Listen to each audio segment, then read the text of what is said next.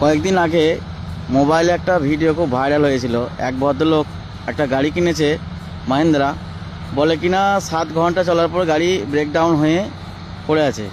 তা সেই ভদ্রলোককে বলছি, দাদা শুধু গাড়ি কিনলেই হয় না, আর শুধু গাড়ি চালালেই হয় না, আপনার যে ড্রাইভার আছে অথবা আপনি মেনটেন্স ঠিক মতো করতে পারেন না, ওই জন্যই এরকম ডিস্টার্ব হয়।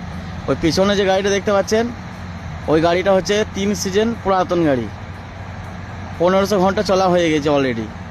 আর সামনে গাড়িটা আছে ওইটা নতুন। তা এই দুটো গাড়ির মধ্যে কোনো তফাৎ কি খুঁজে পাচ্ছেন?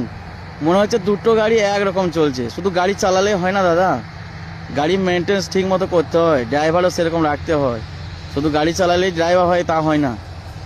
তো গাড়ি দুটো আমি ভিডিও বানাতাম না, তা ওই যে ভদ্রলোক বলছিল যে গাড়ি খারাপ, তা এইটা তার প্রমাণ। মহেন্দ্র গাড়ি যে কোন জায়গায় খারাপ আপনারা নিজের চোখেই দেখতে পাচ্ছেন। দুটো গাড়ি একটা জমিতে একসাথে চলছে, সামনে গাড়িটা নতুন, পেছনে গাড়িটা পুরাতন, 3 সিজনকার গাড়ি। তা দেখে কোনো রকম মনে হচ্ছে যে 3 সিজন পুরাতন গাড়ি। এর আগে তো আমি একটা ভিডিও দিয়েছিলাম জিএম গাড়ির সাথে, জিএম নতুন গাড়ির সঙ্গে মহেন্দ্র নতুন গাড়ি, তো সেখানে তো মহেন্দ্রকে হারাতে পারেনি।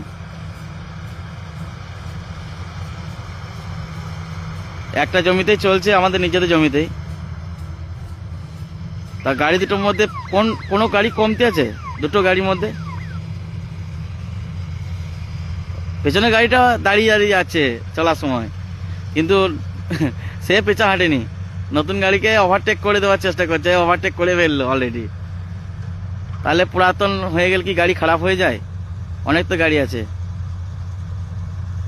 পেছনে গাড়িটা পেরিয়ে চলে গেল প্রথম গাড়িটাকে, নতুন গাড়িটাকে পুরাতন গাড়িটা ওভারটেক করে দিল।